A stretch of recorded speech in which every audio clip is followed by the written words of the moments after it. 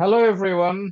A good morning, evening, or whatever part of the day that you are in right now in any part of the world. This is Minhaj Fahmi from Bangladesh, and we are here with you all in the Four Horsemen Show for the first time ever. Four State Department fellows that were together in USA last year for more than a month from four different countries are starting a podcast with the tagline that bonds beyond borders. And as you know, that we are all from the most populated area of the whole world. So we are from the subcontinent actually. So you have people from Bangladesh, India, Pakistan, and Sri Lanka, all of the countries, and these are very discussed regions of the entire world. I know. So we are going to talk about a lot of things, including, yes, politics, life, sports, maybe music, and whatever you can think of is interesting. So this is the first episode, and without further ado, I'm going to introduce myself and my colleagues here. So I'm Minhaj Fahmi. I'm the co-founder and CEO of Batterylo Interactive Limited, a software company that makes wishes come true through the power of gamification, game development, AR and VR technologies, and software development. I'm also an author of a published book on game development. Hi, I'm Chahira Sharif from Sri Lanka. I'm the founder of a tiny non-profit in my island called the Alinko Foundation. And I'm also an author of children's books. And so I'm here trying to make that tiny difference through my nonprofit and my writing in my community. Hi, I'm Sagar Sujitra. I'm the founder of STEMbotics and Omnisense. STEMbotics is working towards providing STEM education into schools. So we are basically bringing technology into the education and trying to build a new future generation with the advanced technology. And I like to travel a lot. So it would be fun with these guys again. Myself, Natasha Mahmood. I am from Pakistan, and I would like to call myself a struggling entrepreneur in the environment of Pakistan. However, I do share a strong passion of women empowerment, and I'm already working on a small startup that's going to focus on that. I am a traveler and I love mountains. That's about myself. I wish my two dear and India a very happy Independence Day for the 14th and 15th of August. Here's to celebrating your nation's rich histories and culture, and may this day inspire continued unity, peace, and growth. Like pondering on these momentous days, I'm curious to know the current status of what's happening in Pakistan, Natasha. Thank you so much, Tahira, first of all, for wishing us independence. However, I don't know if I should be accepting that as with a happy smile, because the current unrest situation in Pakistan is getting intolerable actually. So recently, since January, X, the platform that we used to call Twitter, has been banned and cannot be used in Pakistan since January 2024. And apart from that, recently they have been building various firewalls against VPNs, which has brought down our network capacity to a very bare minimum. Right now, when I was uploading, so it's just a funny moment for me, where I am uploading a reel on my Instagram for independence, and I was using data to do that, and I was not able to do it. So I didn't even know whether I should be able to post that, whether I should post it or not, because my own people are restricting me just from the social media as well. So such as the unrest in Pakistan, such as the digital inclusion, that at one point we are talking about digital inclusion, but at the other part, we are restricting the common population from using social media platforms, because they are bad mouthing us, they are bad mouthing the institutions that have been corrupt for such a long time. So I think that also brings me to Minhas. I heard that in Bangladesh, there were, I think, 5 days complete blockage of internet. Yep. How was that for you in Bangladesh? That was sort of going back through the Stone Ages. I mean, like I have not been in Stone Ages. I have seen it in movies and I've heard stories about it. So, but that was something like that because it was it was so horrible because you could not know what is happening.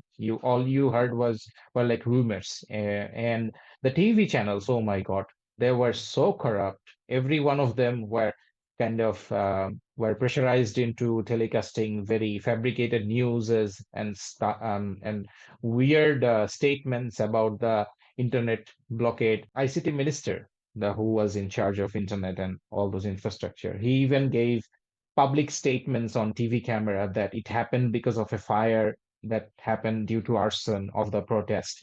And that's so ridiculous because I don't think anybody believed it that way.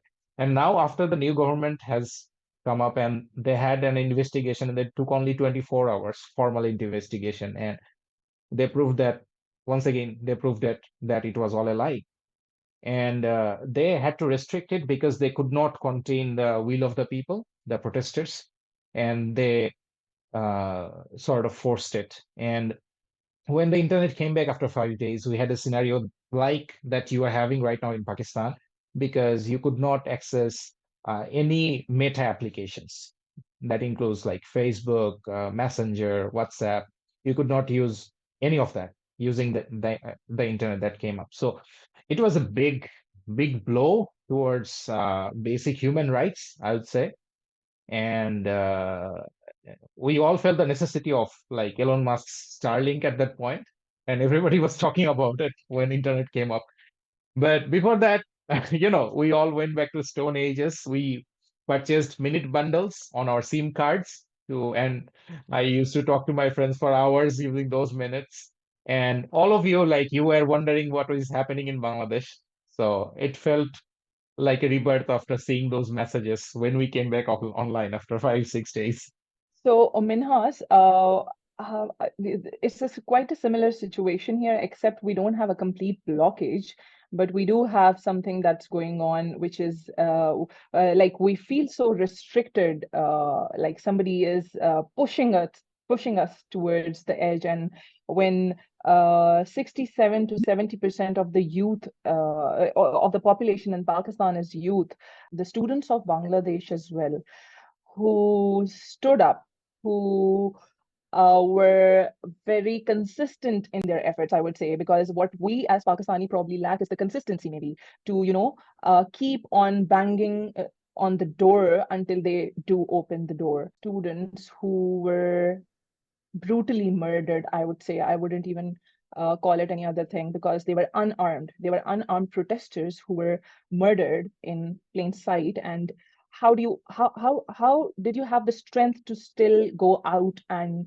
you were putting your life at risk, right? So what was your thinking? What were the students, the majority of the people who were thinking? Because that day I remember when there was a march that was going towards the embassy, I am assuming, and that's when your prime minister resigned and flew to India. Not the And then embassy, there the were state house, basically, the home, like her home, basically. like my question is, how did you all have the strength to be so consistent and every day making sure you do move out and you do have that, because I would really love Pakistani youth to have that kind of consistency, because we are being harassed, we are being deprived of the basic rights that we should have. Yeah, like I mean, it feels quite similar that you were saying. I mean, so we had like similar when this government began its rule, like 15 years ago. I mean, it was of course it was much better when they started out, but eventually, like it became like a solo run towards the parliament because they kept winning, and there are a lot of questions about those elections as well. I think one thing India has recently done very well is they have made their elections very good. I'm hoping to hear like Sagar touch about it when he speaks, but like in our country, we have had accusations of rigged elections as well, like especially the past two. I'm not going to comment on that, but they are allegations. And they have had the ex-ruling party had like landslide victories over that. And I think that made them arrogant and overconfident. That is why they could think of committing such a crime. I mean, like you can disagree with any protest. I mean, you have every right to do so if you are a government, and there are ways to like deal with it. There are ways to peacefully deal with it without causing any harm to any like fatal harm to anybody. But straight away they use the state forces and also their student wing, their student political wings to attack the even the female protesters. Like you could not like I could not believe my eyes when I saw that the political parties like goons, like their goons, armed goons, they were attacking unarmed like female protesters in the capital on camera. I mean, like it was horrible. And I think that was the breaking point. And after that, what happened was the students that you asked, when you see the gruesome nature of it, it changes you as a person. And I have seen red boys like that when I was on the street. And the students, one thing they did quite right was they kept it non-political. They kept it absolutely non-political, so that they could stay focused, and they were very focused on the agenda. And no matter how much the government tried to beat them out of it, they tried to abduct them. They abducted them. They tried to torture some leaders of those protests, but they didn't budge. And when they came back to their fold, they again reorganized and they kept it apolitical. So it was sort of a pure, revolutionary approach. I think focus is very important, and it is being shown there. And when everything went south, when the government kept committing crimes day after day, like blocking out the internet, blocking out certain social media sites, then murdering people with the state forces like police or their like political goons, this kept on happening and innocent people kept on dying. So they are somebody's relatives, right? They are somebody's friends. And when something like that happens, people tend to speak up. And there are, I think, more than, I don't know the exact number, more than 1,000 people that have been killed, maybe. I don't know the exact number. They are still investigating. But there are also a few thousand more that are injured as well. And many of them will not probably walk again. Many of them will not see again. So it's kind of a like mini genocide that happened like in a week or something like that. So people do not like. I mean, like we are very peaceful like people. Like in general, I think all of us in all our regions. Then we can probably turn into very determined people, like the most determined people. And I think that's what happened. The government, the ex-government, they basically crossed a line, a line that should not have been crossed, and then they paid the price. True, Minhas, I can understand that but the more important thing, as Natasha pointed out, is for me is that how students stood up against the government.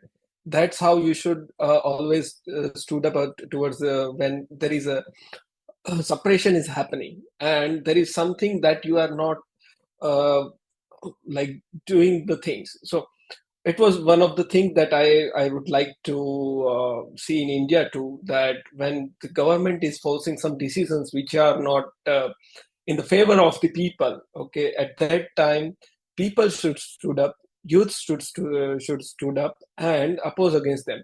One more question I would like to ask is that how is things are going after the new regime has been joined?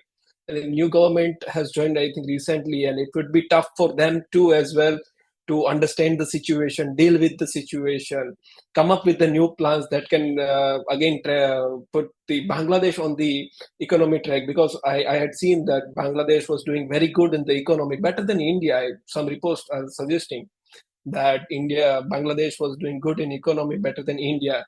So I would like to know on that part too, that how businesses are going on and how people are connected with the government and how they are doing the things.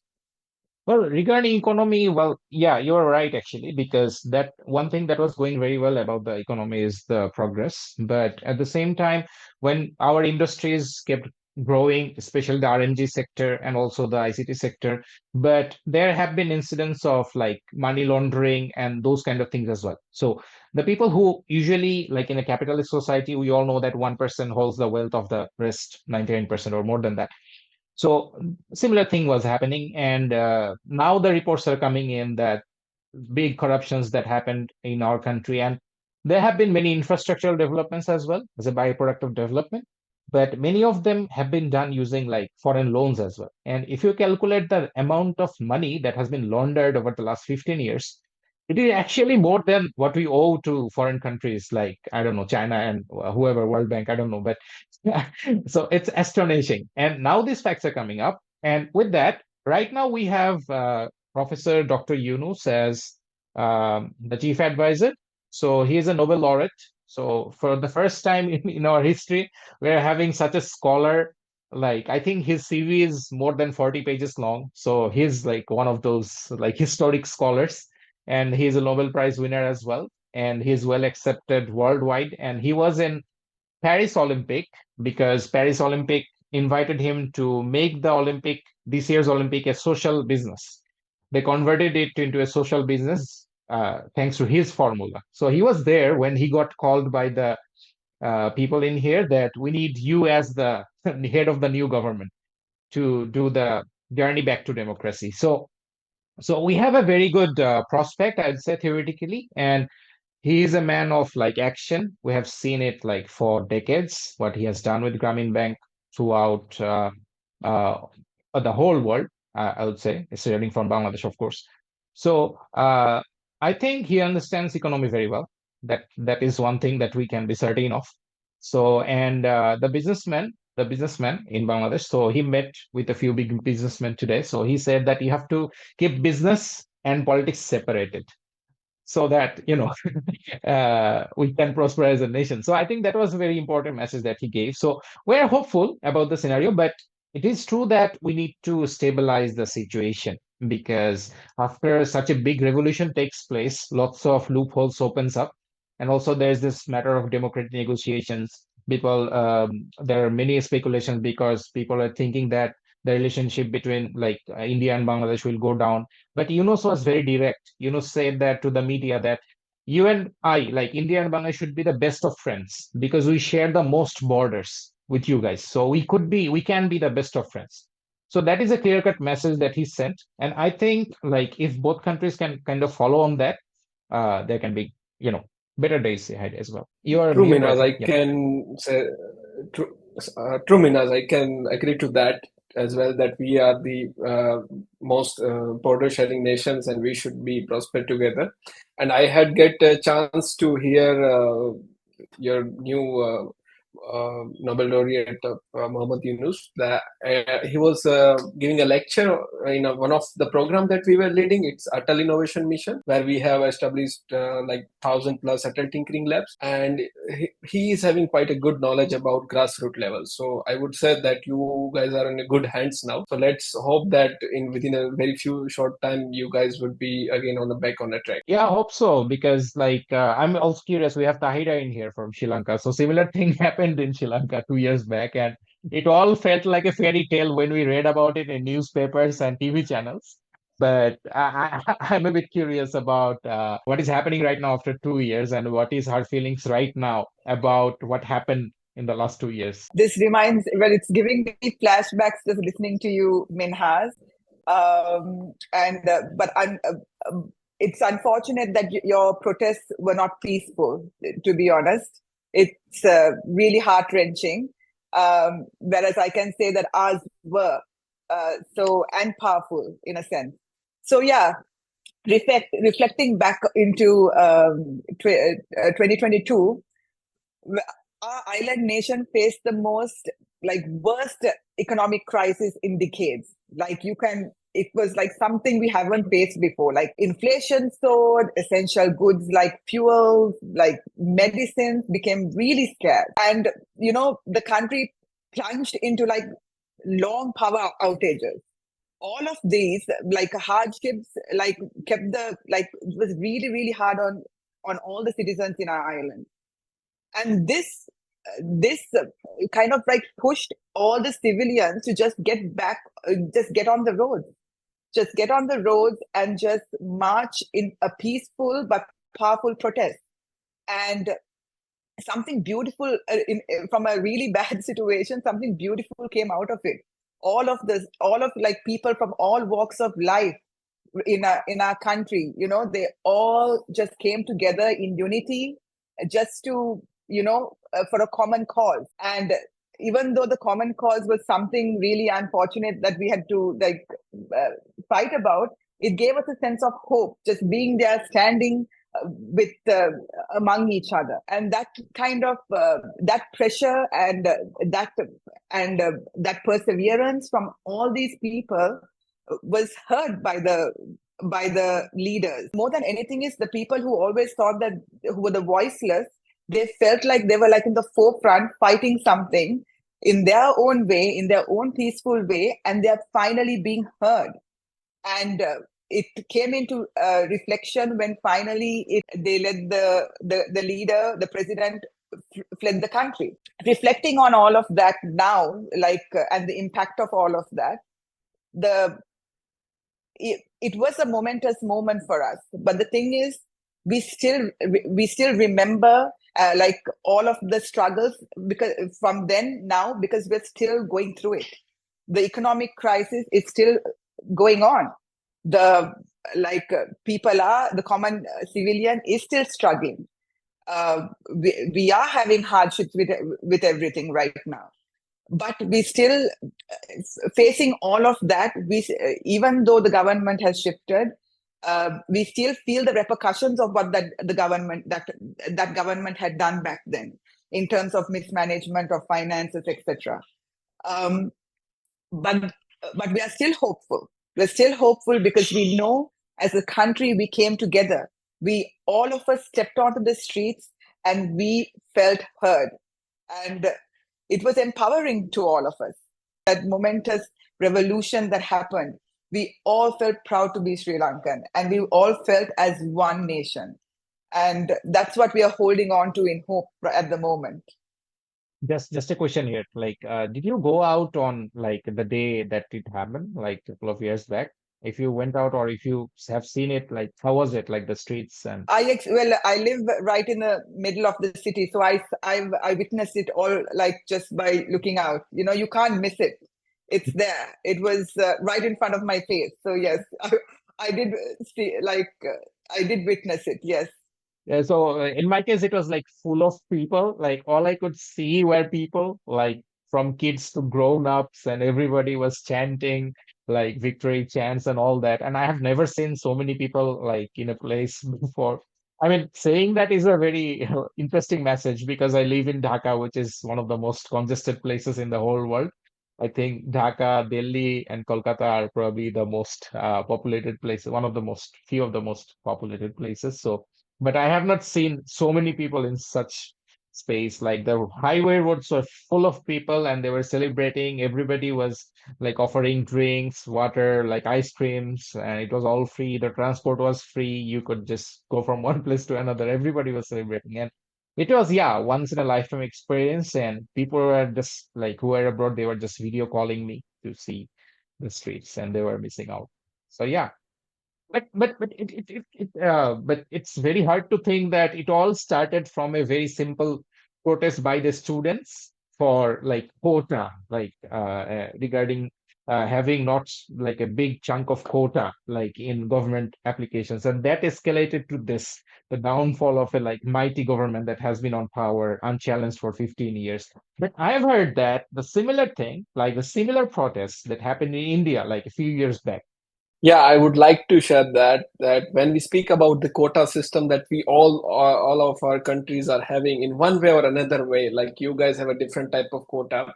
In India, we are having a caste-based quota that some castes are having some particular amount of quota reserved for even in the admission of prestigious courses like government medical colleges, government engineering colleges, and it's 49% quota system is there. So, quota protests are not new for India. See, when we are speaking about the caste, that there are 1,000+ castes are available in the India, and no matter how government will do anything, one or another caste is going to be missed out from that particular quota system, and then they are going to revolt against that. So India is having a different parts and different states. So each and every state is having similar situation where, if you speak about Rajasthan and Haryana, the chart community is trying to have the quota protest. In my state, Gujarat, when I speak particularly about, so in 2016, we have witnessed a similar situation that Patidar, one of the community, prosperous community, asked that why our children are not getting admission, although they have scored 90% in the NEET common examining system, and while other caste people have scored only 40%, still they are getting the admission. But at the 90%, who is a meritorious student, they are not getting admission into the same medical college. So from that basis, they have started a peaceful protest against the government. So I had witnessed it personally, and I had been part of it because it was going very peacefully in the beginning. And in each and every district, somewhere like 1,000 and 2,000 people were gathering, and one day, like there were more than 2 lakh plus people gathered in Ahmedabad, and they were very peaceful. Okay, none of the people were like doing any reckless thing. And as you said, that other peoples are offering water, food, and onto the road, and it was a beautiful sight that people are getting together, and every community was getting together. But suddenly, out of the nowhere, in a peaceful protest, one of our leader had given the order to use sticks on the students. Mostly they were students, as you say, and they were not stopped at that. They have started shooting, and 3 people get died on the situation, and it led to a massive protest and massive ban. So our internet was blocked for 15 days. So when you spoke about the Stone Age, so we have experienced that Stone Age for 15 days, and it was a very much chaotic situation because in the current time of social media, we were not aware what is happening on the street, because you cannot trust on the news channels, as you said, that there were fabricated news, because news channels are mostly governed by the government right now, if we say, and whatever government pushes to them, they are going to publish that. So nobody was trusting on them, and in the last stage of this still government tried every operation, like you have said, that first they have used the internet blockade, that didn't help, then they used the force, that didn't help, and then they started catching the leaders of that protest movement. Like you guys also had the student leaders who were leading the movement, and we also had similar leaders Yeah, over yeah, here, we and they have had started to, very horrible stories about that. They have been yeah, abducted yeah, yeah, by yeah, yeah, white dressed police that you cannot identify as police, and yeah. nobody knew where they were, nobody knew what was being done to them, and crazy stuff like that. Minhas, let me say that people were abducted from their home, literally in the society police, and like you said, the white goons came into the society, ran into the society, picked up the guys, okay, and they were anti anti-national. There are some rules, sorry, there are some regulations are there, and that had been applied to them. Okay, that you are anti-nationals. Just imagine that you are trying to protest against one quota system, and suddenly you are anti-national. How is that relevant? I don't Same thing understand happened. that. The same thing We happened are still here. trying to Leveling. understand that. Okay. Yeah. So that happened, and people were dragged from their home, and they have been kept at different locations. People don't know where were they, and that happened for 15 days. So as you said, that first is the internet blockade, second one is abduction, third one is the power and the law that they can use, and the last stage, okay, as everyone, that current chief minister has to resign. Okay, and the, that government was in power from like 2003 to 2016, 13 years. And as you said, that whenever government is having a long time in the of our countries, okay, they are going to be like soul run system, okay, and they don't listen to the public voices, they don't listen to the opposition voice is also important in the democratic government. So yeah, that happened, and but what set in the part was that quota system is still there. Okay, students are not getting benefit out of it. It is still there, and we are still struggling with that particular quota system. So yeah, it was a good revolution, government change, and but the constitution of ours are written in such a way like that it is very much difficult to remove that from the constitution because it's a constitutional right. And yeah, we are still struggling with the quota system. But yeah, what the best part I liked is the people get together, stand up against the government and change the government. So that is a good part. So yeah, that's how we have done the quota system. So, Minhas, Natasha can also add yeah, into yeah, that. yeah. So, Minhas, I was wondering, we do have like some kind of news going on around in Pakistan as well, because we do also share history, which is not a very good history that we share. So, yeah, Yeah. I don't want to dive deep into that, but We, we don't we, share. we It's a all of us, very we don't share the good history. we don't share good history, except for Sri Lanka, Except Sri probably. Lanka. Except Yes, for Sri Lanka. everyone's Yeah, best friends. they are isolated now. No, they are not isolated. Thanks we to couldn't the game of no we couldn't walk and enter into their country. That's why our government has banned that. But yeah, anyway, I think only Sri Lanka was the one who was who doesn't have a bad history with any of us, except we the probably the commonality we have is Pakistan, which is myself here, who have a bad history with Bangladesh, who have a bad history with India, and vice versa. But anyway, so Minhas, I was there were news floating around here, which said in Pakistan, it's nothing, it's not an official news, but it's something that people talk about and they share, which was that the government in Bangladesh during the student protests were um,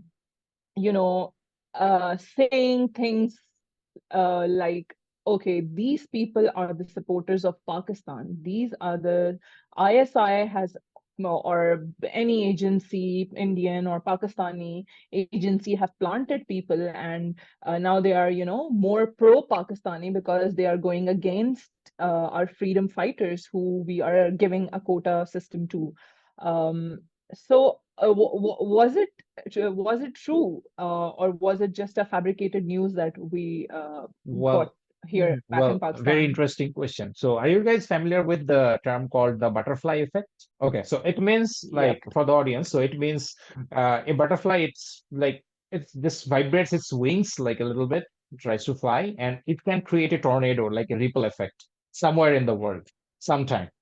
So it always starts with something very small. So this started in when this quota protest. This is not the first time we are having this quota protest. So, but what happened was, and that time it did not. It got a success when this prime minister. So she basically similar things happened, but there were like much less bloodshed back then, and so that's why it didn't go that far. But uh, in that time, she agreed that there will be no quotas, and all of a sudden, it all happened, and that was the case for 6 years.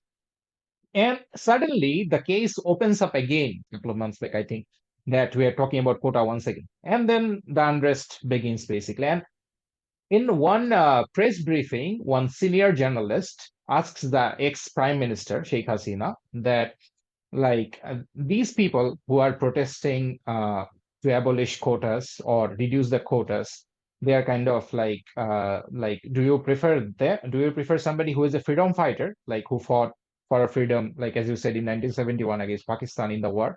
So we call them freedom fighters, and there were one group who were like paid by the Pakistani military, but they were like Bangladeshi people, and they were against our freedom, and they helped the Pakistani forces. So there is a term for those people who did these heinous crimes. It was kind of a betrayal. So they are the most hated people in our nation because they turned their back on their own. So they are called they're termed as Rajakars. So that is the term. So no matter, I mean, I know the meaning of Rajakar is basically helping hand, but they were termed as like this group was called Rajakars, and they went against their brothers in the nation, and they did commit a lot of war crimes, including like rape and murder throughout the country. So they are very much hated, and we have like histories. And since they are our people, like the Bangladeshi people, so you can imagine the hate towards that. And as a generation, this generation, we always hated like that part of the history where our people turned our back against us. And we also know that it's a history of Indian subcontinent as well, because that's how the British like got here in the first place. So what happened was the question was kind of put in a way that forced the like kind of the forced the ex-prime minister to speak in a way that she labeled the protesters as kind of rioters. So that was the general consensus after the press briefing. So and after that, what happened is the unrest took a whole new turn because all the students who were in their residence in the halls and the dormitories, they all also came to streets because that is something you do not do. That is something you seriously don't do. And the prime minister, the ex-prime minister, and the ex-government had all the chances for a week or so to say that it was a miscommunication. She didn't mean it to be this way. She didn't mean that, or it was like put in a different way. She tried to say something, but it was conveyed in a different manner. But they didn't even like bother to change the statement or even like apologize for it or even give an explanation that I didn't say that. I said this as a part of like a question answer. So those were the options there. Those are very peaceful options. This protest would have like never gotten this amount of support and this huge amount of like bloodshed that happened throughout the country for a month or so if like it was handled in that. So it was all a very bad, let's say, media appearance, like media press briefing gone wrong that started that thing. And then it spread like wildfire because one after one, the things kept happening as Shagur was saying, internet blackout, like the government goons beating up like innocent people, the police firing upon students, killing people. So those things happened one by one. And slowly, gradually, all those like demands of the students and eventually the people as well turned into one. And on like 3rd August, I think they announced it, and I was there. I was part of the history as I watched the students declare it like in Central Shahid Minar, like in Dhaka, that our all our demands are now one. So we have only one. That is the prime minister has to go. The government has to kind of, step down because of the crimes they have done to humanity and the people of Bangladesh. So, and as you asked about the controversy of like some political allegations regarding ISI being involved, RAW being involved, like Indian intelligence, Pakistani intelligence. I think it's a very common, let's say, a very common tactic that is used by the politicians. Because if you are somebody who likes India better, so you say that, okay, probably ISI is involved. And if you are somebody who is who likes Pakistan better, maybe, so you say that, okay, maybe RAW was involved. I mean, I'm not saying that ISI and RAW were not involved. Maybe they were involved, but they were not involved in a way that could dictate the path of the revolution and the revolt. Because what happened was these students, they have kept themselves apart from like separated and segregated from all those political matters to avoid these kind of things. These blames cannot be imposed upon them. So they were pure. And when people tried to fabricate it with different newses, then like people could protest. So I can definitely say that what we have common in each of our nation is that if anything goes wrong, okay, blame it on to other country. So if anything happens in the India bed, okay, they are going to say, oh, Pakistan did that. In a way, that is if Pakistan, okay. And if you see our history books that has been taught into the kids, okay. If you see the Pakistani books, they say that they won the all three wars. While if you see in India, okay, they say we have learned that we have won the war. So still, I don't. When me and Natasha will be face of each other, we are still fighting that who won the war. Natasha can agree on that. Guys, who won the Yeah, war? Natasha, who won the war? Can you tell? I think I would like to answer that question, but it would put me in a very, very serious spot, and maybe I'm missing after this podcast. So anyway, well, everybody knows the truth. That's what I can definitely mention here. We all know who won the war and who did not.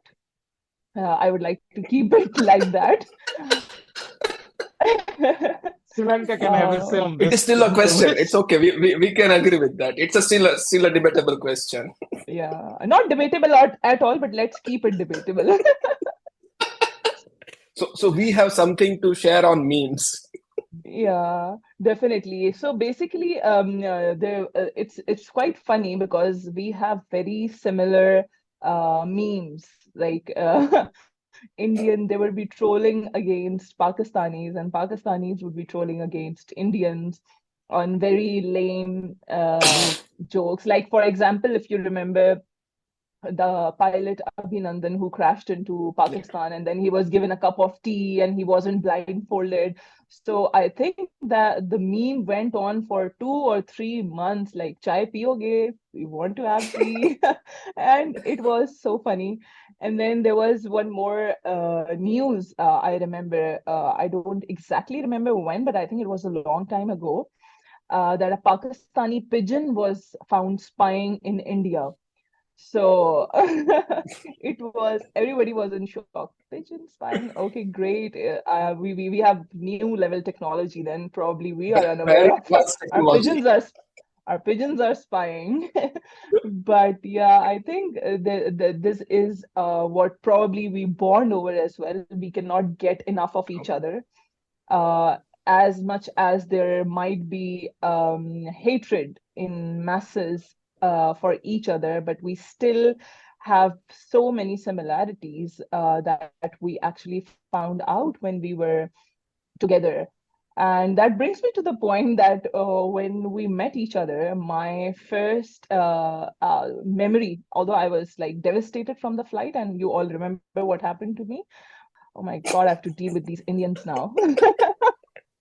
So, that's the kind of baggage that you carry with yourself. That's the kind of perceptions that are built into you. So, I think we shared a lot of good memories, a lot of similarities that we focused on, because yes, we did had the baggage that we came with, but ultimately we were free there. We were far away in a country, in places, with people we didn't know. We didn't have to carry that baggage with us, and we managed to do that. And we lived together. We loved each other. We still love each other. So I think, yeah, if you guys want to share, I would like to ask you, Tahira, what was your first perception about any one of us? You can share. And what's your perception now? How it changed? I have to agree with you, Natasha. Like, um, what is ingrained in our minds, in our country, is what we take with us even when we go out of our nation, right? But I don't think I really realized that until I went on this journey with all of you. Because coming from a country that is rich in their foreign diplomacy efforts, I came with a very broad mind and excited to meet everyone from all the countries. So I came with an open heart, an open mind, as I always do in every other uh, place I visit. And I give credit to my island for that, because they have maintained foreign relationships with everyone. That's why I think we have really good relationships with India, Pakistan, and Bangladesh as well. But also, we are obviously very well aware of the current affairs around the world. And it was really beautiful for me to see to witness what happened between the Pakistanis and Indians when we were there, especially when we were leaving the last day. That bond, I mean, all of us were bonded in a way that, that none of us can explain. But that hit a little bit more into your heart, because you know that y'all will never be able to hope. I'm not going to say never. As of now, it's a point where y'all can never visit one another's homeland. And that gives me chills even now. That gives me chills. And that pain, I saw it in the Pakistanis and the Indians. And my heart just went out to y'all. All of my perception on all of you was right. I liked how we all embraced each one of our cultures. And in spite of the differences and the similarities of our cultures, I like the fact that we found common ground. We have all struggled. All of our nations have struggled, and we, as civilians of our countries, are resilient, and we shared that. And that was our common, and that was what, like you said, like we broke bread together and all of that. And it brought us all together. Like our similarities in our nations and our differences brought us together. And I think that's just beautiful. And I'm so grateful that I witnessed it and experienced it all with all of you. And I would like to hear from Minhaj now, what he thought about the whole experience as well. Oh, well, okay. It's very difficult to express in words, as you rightly pointed out, both of you. So, and I think it was not exaggerating when we were told that you will, like Elani said in the first meeting, like that, uh, you are here to make memories of a lifetime. Well, in a few weeks, we understood that we are into something very beautiful for the rest of our life, and we have to make the most out of it. And I didn't like if somebody would tell me that you would cry or people would cry for you after knowing you for a month when you were leaving. I would have laughed on the face of that person before that. But it happened when we said goodbye to each other, like from the hotel, right, for the airport. And yeah, so all that. It actually shows that I think about the perceptions, that the baggages you carry from your home. Like, of course, like the instruction from Bangladesh was basically be friends with everybody. And yes, they were like, okay, there can be people who are not friendly, but you have to kind of avoid those people and all that. But when we went there, we saw that like when we basically mingled with everyone. So it was very hard because everybody felt like a good friend. So every time you are like making choices, okay, should I spend this 5 minutes with this one or this one? Because all these are hard choices. Everybody that you spend time with was beautiful. Like even the guy, even the girl, let's say, who spoke the least. Like I think like even that person as well, it didn't feel bad to like spend time with that person as well. So it was something special. And I think the Professional Fellows program of like getting these people together from different countries for a few days, I think it plays a big part. And all of us, now that we have returned to our homeland, now we can we are ambassadors right now of this program and world peace as well. So I think it was a life-changing experience. Yes. Chagar, you want to add? Thank you, Minaz, and yeah. Oh, thank you, Tahira, Minhaz, and Natasha for sharing these memories. Oh man, what a month it was! What a roller coaster ride it was! I don't have words that. So Honey and me were like very much confused about that. And suddenly I'd seen Pakistanis. Okay, it was like moment for us. Oh, these are Pakistanis. So Honey was like, if you know Honey, okay, he is always excited about things. So by Pakistanis. I was like, okay, just take rest. You are not going to. Probably you will get Bangladeshi or Sri Lankan as your roommate. So let's hope for the best. And he got partnered with the Afrasia, partnered with the Ifran bike. So Honey was still in a shock that I have to share a room with Afrasiab and all that. But let me tell you, at the end of the month or at end of the month, they were the best roommates ever I had seen. Inseparable bond or inseparable communication strategy that they were sharing in the room. That nobody was know where is the spoon in their room or in their kitchen. That's how they have similarities. And I have to share my room with the Ifran Bhai. And it was amazing experience with him. He is so gentle and kind guy that he never, whenever something bad has happened with him during the program and we were sharing the space in the night with him, he is always make sure that I get fed. He used to cook a breakfast for me that was a different experience for me, that he's cooking something for me and we ate together. So that was a wonderful experience with him. During this protest also, I was constantly checking up on him, that how's your daughter, how you are doing and everything. So that was a very good experience for me.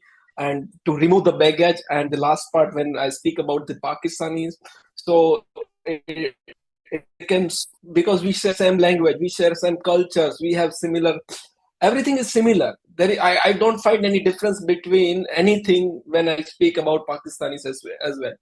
And we were having an inseparable bond with everyone. And me and Ahsan were, first he thought that I was the bad guy, and I also thought that he was the bad guy. We kept a distance between us for a first week, and then we came to know each other, know about each other, that yeah, we both are mischief. So it was a wonderful journey with him. So he became like my brother, and he always supported me. Okay, anything happens with me during the program or I feel bad, he was always standing there.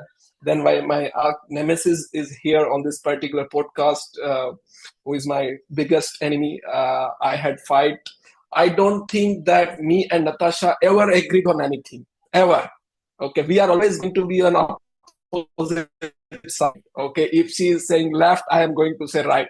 If she is saying that up, I am going to say down. So still, I think we share a good bond with.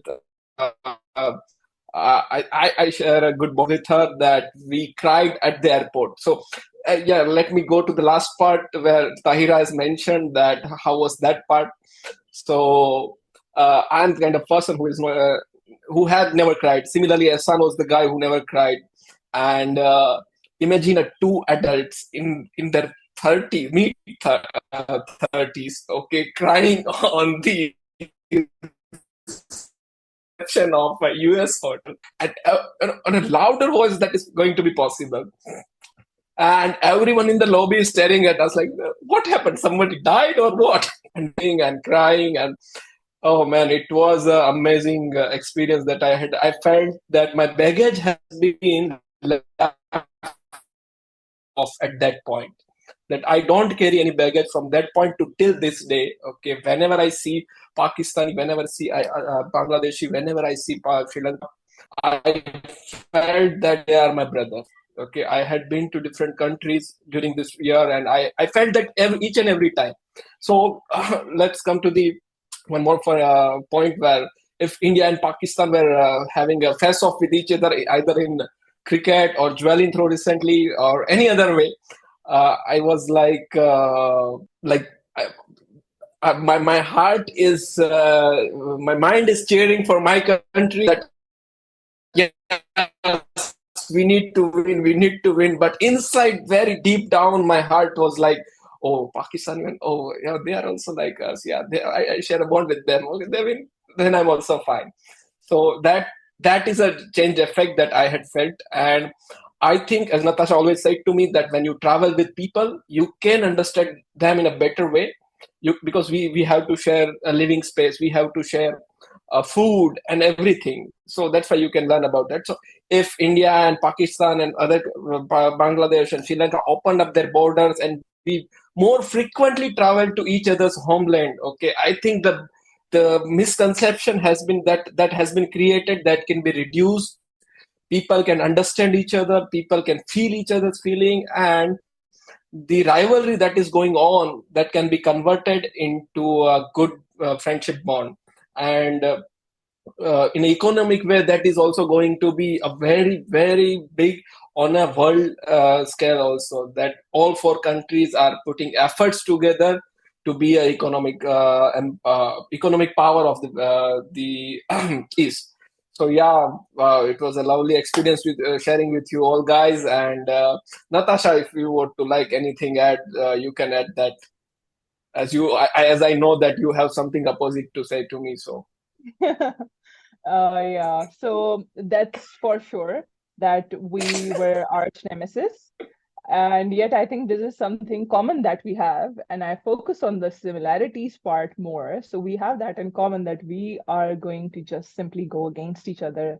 But I would like to shed light on what Tahira mentioned, that she comes from a very peaceful island. I would really, really love to visit Sri Lanka soon, because yes, that is exactly what I have heard, what I have experienced as well. And I think Tahira was a very good representation of the peace that she brings in from her island. And I wish I could say that from my country. I wish I could say that for Bangladesh and India as well. But what I would like to mention over here is that those 5 weeks changed us for probably the goal was professionally, but it changed us personally more than professionally, I would say. It helped us grow. It helped us be a different person, a person that we probably didn't even know existed in us. And I would like to conclude over here by mentioning that, like Minhas mentioned, we are now the ambassadors of the program, and we are the ambassadors of world peace. We need to make sure, and probably this, not probably, but the objective of this podcast is also to bring in more peace in our region. And imagine the power that this region can have by having peace in it, and easily traveling to each other's country. The reason why we cried like that at the airport was because we knew it is literally impossible to go to each other's country, and that was painful. I really hope that peace could prevail, but I also request everyone who is the audience to speak up when you can, because peace cannot be achieved by ignoring it, like our Bangladeshi friends over here did. You have to speak up, you have to take action. So all of those who think that by not speaking or by ignoring a fact, or be just by being selfish and because they are safe, the circle is tightening pretty much, and it's going to reach us. And when we are in pain and nobody speaks up for us, it's going to be really difficult, and we would need people. So we should speak up, whether it's for Palestine, whether it's for Bangladesh right now, Sri Lanka years back, Pakistan, the digital security situation we have over here, we are being called digital terrorists. So uh, thank you so much for watching us. And I think I would like to pass on and we can conclude. That was beautiful, Natasha and Sagar. And and obviously I agree with y'all. And I couldn't agree more with y'all. And also to add on to that, and I've seen it with y'all, when when y'all came into the exchange program, and even though anyone reached out and was like, trying to be friends with y'all from the opposite, from India to Pakistan, vice versa, y'all didn't have to open your minds and hearts. Y'all didn't. Y'all evolved and y'all changed. Y'all chose to do that. And that's what I want from everyone as well, because there's a lot of media manipulation going on and all of that at the moment, which really manipulates all of our these minds as of now. But thanks to social media and all, we are much more aware. So whenever there is some kind of a controversial topic going on anything, read up more, do more research. Don't wait for sports and cultural exchanges to help with all of that. We can open our minds and evolve in a positive manner just by sitting right at home. And I hope that we can achieve that through our podcast as well, in some way and form as well. Yeah. Over to you, Minhas. Absolutely, absolutely. When you say borders, we know that the tagline of our podcast is basically bonds beyond borders. And as Natasha and Sagar pointed out rightly, that there are people in here who cannot visit each other's country. And in a very utopian world where all our homes are connected and we can visit each other without requiring a visa. So, I mean, if that happens, let's say that happens for some reason, uh, we don't have anything to fear. because we have friends, right? So I can stay in Natasha's house, I can stay in Tahira's house, I can stay in Shagar's or Ganjanan's or anybody in the program actually. So when you actually meet those persons in those regions and you see the similarities, you rejoice the cultural similarities and the activities, then the world changes for you and it all becomes one. So when we are talking about these revolts, these revolutions, successes and failures of those things, and why people are dying, why we are speaking about rights, all these things, because some people who want to basically manipulate other people's lives so that they can get what they want. And they are typically in the top of the food chain, right? So, but we can negate all that if we can cut through the noise and straight to the point. If we focus on what we want is peace, what we want is friendship, and what we love is a peaceful life with our friends, to enjoy it while it lasts, because life is very short, my friends, and we all know that, and it's over before like you can even blink. So why bother like fighting it like people used to do in old ages? So I think our leadership needs to think in that way, maybe how we think. And if they could somehow, I know it's very difficult to think in that way, but when you are ruling a subcontinent crowd, you have to be on your toes so that, you know, bad things don't happen to you when you are on the top of the food chain. So yeah, so it was amazing hearing all of you and speaking to all of you. And we're going to end today's podcast with this, basically. So if you like this, the Four Horsemen Show will come back again for episode 2. We don't know the topic yet, but it surely will there. So let all be there for peace. Peace out, and do not forget to speak about your rights. Do not forget to speak up. Do not be afraid. Go out there, be safe, and speak about your rights. Goodbye.